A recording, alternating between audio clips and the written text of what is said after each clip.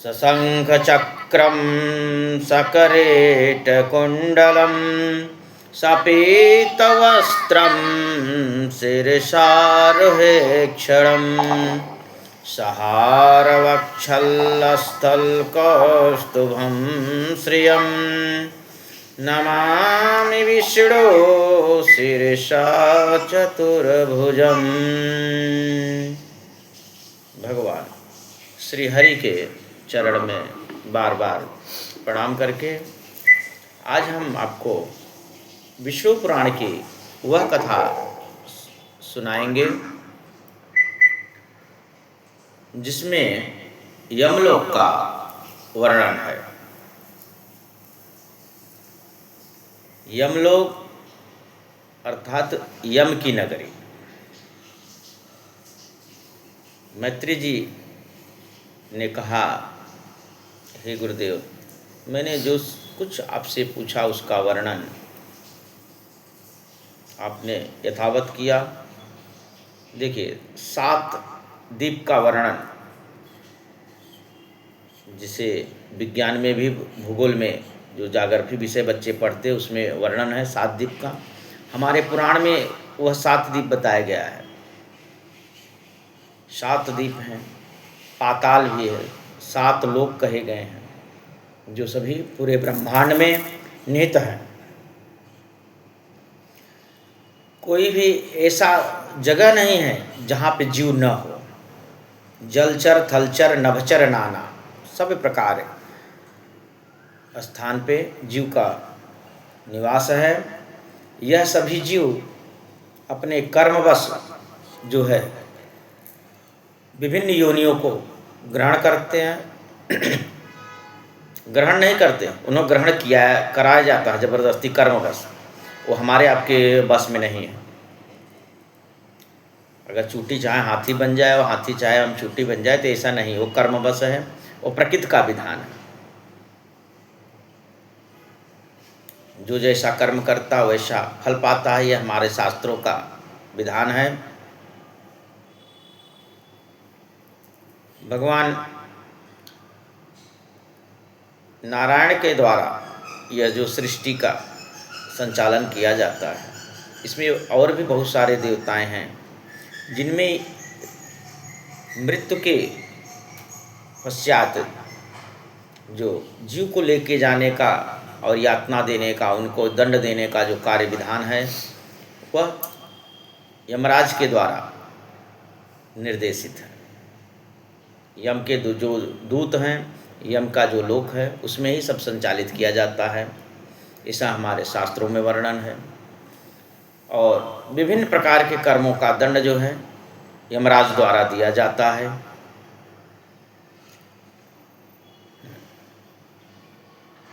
यह प्रश्न पराशर जी बोले, हे मुनिवर, जो प्रश्न आपने हमको किया यही प्रश्न जो भीष्म पितामह से नकुल जी ने किया था महाभारत का प्रसंग में।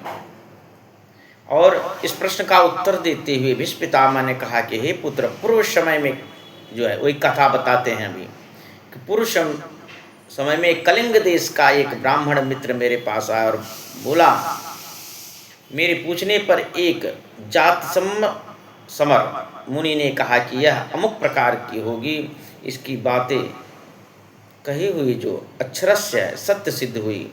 आज तुमसे मैं बताता हूँ कि उस ब्राह्मण ने क्या पूछा था। उस समय मुनि के कहने से याद करके जति अस्मर ब्राह्मण से यम और उनके दूतों के बीच होने वाले संवाद को, यह गूढ़ रहस्य जो है भीष्म पितामह जी बता रहे हैं नकुल को, कि मैंने वह कथा मैं आपको सुना रहा हूँ। कलिंग ने कहा, कालिंग जो है ने कहा कि अपने अनुचरों को हाथ में पास लेकर विचरण करते देखकर यमराज ने उनसे कान में जो कहा था वह मैं बताता हूँ। भगवान मधुसूदन की कृपा, यमराज ने अपने दूतों को कान में कहा कि भगवान नारायण के जो परम भक्त हैं, भगवान मधुसूदन की कृपा जिस पर हुई है उसे इस नाग ये जो पास पास बंधन है, जो यम के पास बंधन होते हैं, जिसे जीव को लेकर के जाता है यमराज के दूत, कहते हैं कि वैष्णव भक्त जो भगवान नारायण के भक्त हैं, उन्हें कभी इस पास बंधन में मत बांधना। सामान्य कलयुग के जीव के लिए यह एक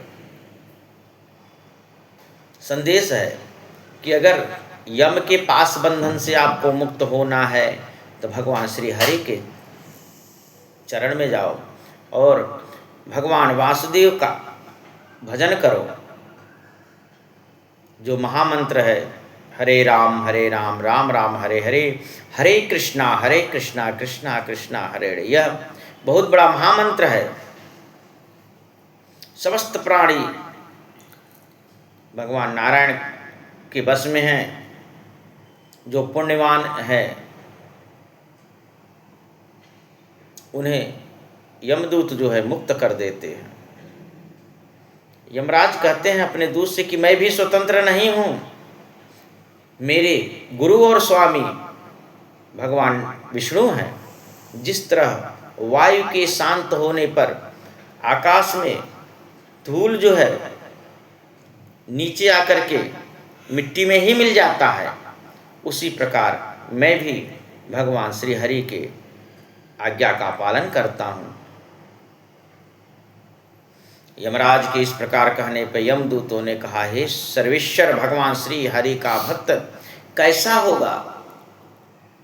होता है, उसकी क्या पहचान होती है, हम उसे किस प्रकार पहचानेंगे।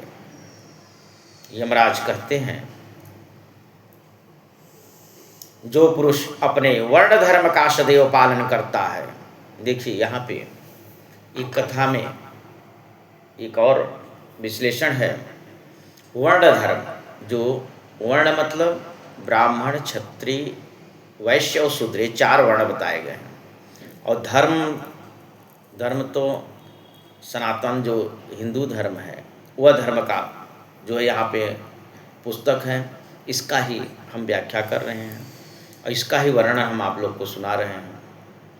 इसी धर्म में यम का है विधान है, नारायण का, विष्णु का, शिव का, जो 33 कोटि देवताएं हैं उनका इसी धर्म से अवलोक है। बाकी हम दूसरे धर्म को इसमें सम्मिलित नहीं कर सकते। जो सदैव अपने वर्ण का पालन करता है, धर्म का पालन करता है, अपने मित्र एवं शत्रु के समान भाव रखता है, मित्र और शत्रु से भी समान भाव, जिस प्रकार वह हर्ष से मित्र के साथ मिलता है उसी हर्ष से शत्रु के साथ मिलता है। यह करना अत्यंत कठिन है। जिस प्रकार आप मित्र के साथ में व्यवहार करते हो, जो उसी प्रकार अगर शत्रु के साथ व्यवहार करोगे, यह सामान्य बुद्धि के बहुत परे की बात है। यह सब नहीं समझ सकते उस रहस्य को, क्योंकि विष्णु पुराण के ही कथा में एक कथा है, उसमें जब प्रहलाद जी जो है शुक्राचार्य से शिक्षा प्राप्त करके आते हैं, उनसे पूछते हैं उनके पिता हिरण्यकश्यप कि एक राजा को अपने मित्र के साथ शत्रु के साथ कैसा व्यवहार करना चाहिए, गुरुदेव ने आपको क्या शिक्षा दी। तो भक्त प्रहलाद जी कहते हैं, हे पिताजी, इस संसार में न कोई किसी का शत्रु है, न कोई किसी का मित्र है, सब तो भगवान के बनाए हुए हैं। और वही प्रसंग यहाँ पे है कि भगवान हरि के जो भक्त होते हैं उनके लिए सब समान होता है।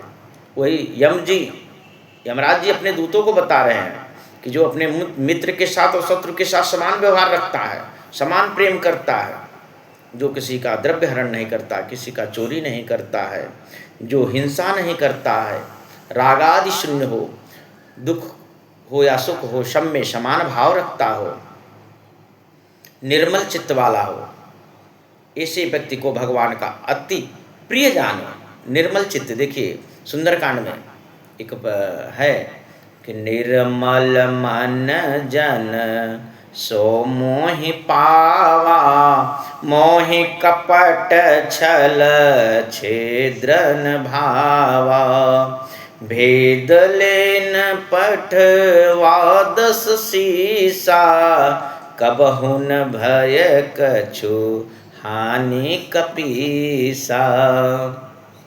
रावण का भाई विभीषण जिस समय आता है भगवान राम के शरण में, सुग्रीव जी जाते कहते प्रभु रावण का भाई ये विभीषण आया है आपसे मिलने के लिए, न जाने उसका क्या रहस्य है।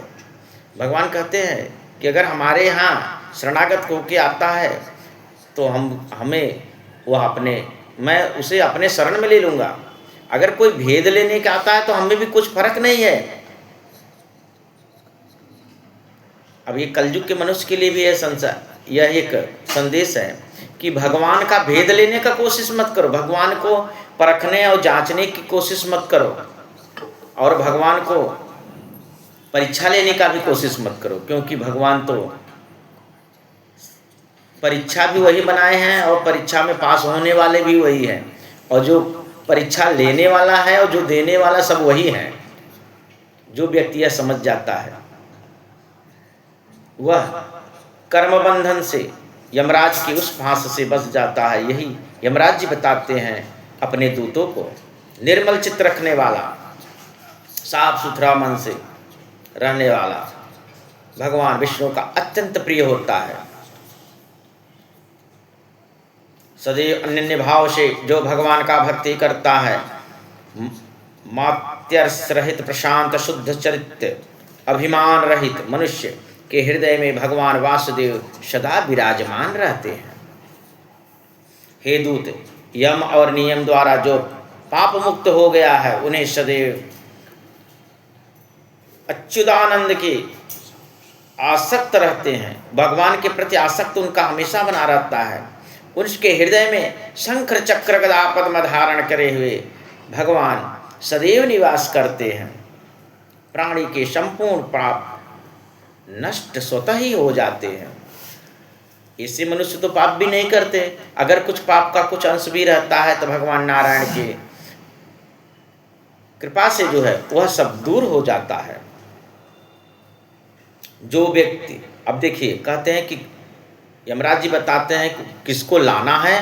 कहते जो व्यक्ति दुष्ट पुरुष के हैं, स्वभाव के हैं, जो व्यक्ति के हम आचरण बताए हैं उनसे विपरीत आचरण रखने वाले, जो दूसरे का धन हरण करता है, झूठ कठोर वचन करता है, ऐसे दुष्ट प्रकृति जो भगवान से सदा दूरी बना कर रखते, भगवान का भजन नहीं करते, हमेशा पाप में लिप्त रहते हैं, जिनके हृदय में भगवान के प्रति श्रद्धा और भक्ति नहीं रहती, ऐसे व्यक्ति को नाग अपने यम के फांस में बांध करके लाना, जिसे उनके जो भी कर्म दुष्ट कर्म किए हैं उनका उचित दंड उन्हें देख करके पुनः 84 लाख योनियों के लिए भेज दिया जाता है। भाई बांधवों को भी जो कष्ट देते हैं, पति पत्नी पुत्री पिता कन्या, अदृष्ट प्रकट करता है भगवान के भक्त नहीं होते, सत्कर्म नहीं करते, कुसंग आचरण वाले जो व्यक्ति होते हैं, जो नशा करते हैं, मदिरापान करते हैं, जुआ खेलते हैं, बहुत सारे गलत काम करते हैं, ऐसे ही मत भगवान के विरोधी होते हैं। ऐसे यम फांस में बांध करके यमराज उन्हें घसीटते हुए लेकर जाते यमपुरी के मार्ग में। गरुड़ पुराण की जब कथा होगी तो उसमें हम आप लोग को बताएंगे कि यम के द्वारा दिए गए यातनाएं इतने हृदय विदारक होते हैं जिसे सुनने से सामान्य जीव जो है कंपमान हो जाता है। ऐसी भयानक दंड यम के द्वारा दिए जाते हैं। हे कमल नयन, हे वासुदेव, हे विष्णु, हे धरिधर शंख चक्र पदार्थ धारण करने वाले चक्रपाणी, आप हमें शरण दीजिए। इस प्रकार जो आराधना करता है निष्पाप प्राणी को हे मेरे दूत, यमराज कहते हैं उन्हें दूर से ही त्याग देना।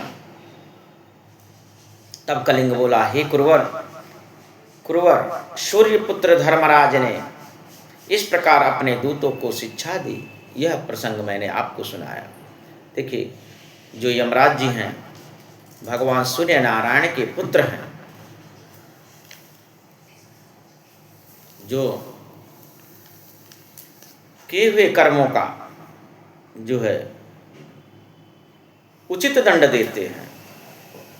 चित्रगुप्त का सलाह लेकर के हमारे हर कर्मों का अग्नि, वायु, जल, पृथ्वी, ये सब जो है उनके